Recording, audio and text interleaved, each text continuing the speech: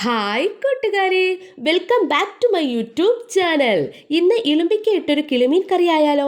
3 ചെങ്കലവ അല്ലെങ്കിൽ കിളിമീൻ കഴുകി കണ്ടിച്ച് വെച്ചു, അതായത് മുറിച്ച് വെച്ചു. അരപ്പിനായി മിക്സി ജാറിലേക്ക് 1 പിടി തേങ്ങ, 1/4 ടീസ്പൂൺ മഞ്ഞൾപ്പൊടി, 1.5 ടീസ്പൂൺ മുളക് പൊടി, 2 ടീസ്പൂൺ മല്ലിപ്പൊടി, 1/4 ടീസ്പൂൺ ഉലുവ, കുറച്ച് മാത്രം പുളി, ഇനി ആവശ്യത്തിന് വെള്ളവും ചേർത്ത് നന്നായി അരച്ചെടുക്കാം. അരച്ചെടുത്ത മിക്സിലേക്ക് കുറച്ച് വെള്ളം ചേർത്ത് മുറിച്ച് വെച്ച മീനിലേക്കിട്ട് കുറച്ചുകൂടി വെള്ളവും ചേർത്ത് അതിലേക്ക് 2 പച്ചമുളകും.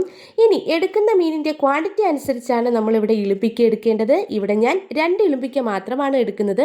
അതും കൂടി നീളത്തിൽ കീറി കറിയിലേക്ക് ഇടാം. ആവശ്യത്തിന് ഉപ്പും കറിവേപ്പിലയും ചേർത്ത് കറി വേവിക്കാം.